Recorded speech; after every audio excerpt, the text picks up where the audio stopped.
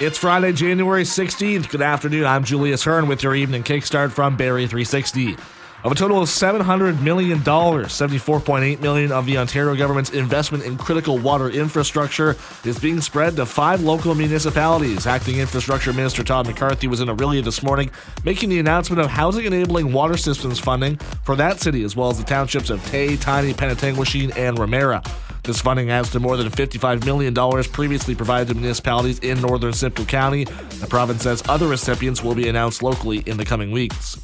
An afternoon ride check was the demise of one driver yesterday afternoon in Springwater who was arrested as a result of a program on Gill Road. Just after 3 p.m., the 61-year-old male driver was arrested and charged after it was found he cleared the legal blood alcohol content limit. He'll have a court date next month in Collingwood.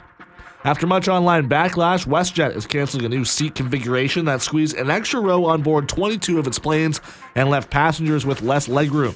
The configuration, which had been planned for 21 more aircraft, included non-reclining seats in a majority of the economy section, amounting to the least legroom on any large Canadian carrier.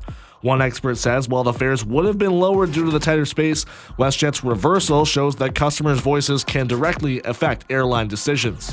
Alongside Unifor, Ontario Premier Doug Ford is among many politicians slamming Canada's new trade agreement with China, saying it's inviting a flood of cheap Chinese electric vehicles with no guarantee of investments. They say the deal gives unfairly subsidized Chinese automakers a foothold in Canada. That puts the Canadian industry at risk.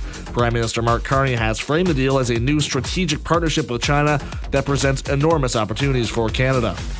Simcoe County Rovers striker Jacob Spizzirri has gotten a professional opportunity with Danish club Koya. The agreement coming about through Simcoe County's apparel provider Capelli Sport, which owns the European team. And periods of snow ending near midnight, then cloudy with some flurries still possible. Expect about 2 centimeters.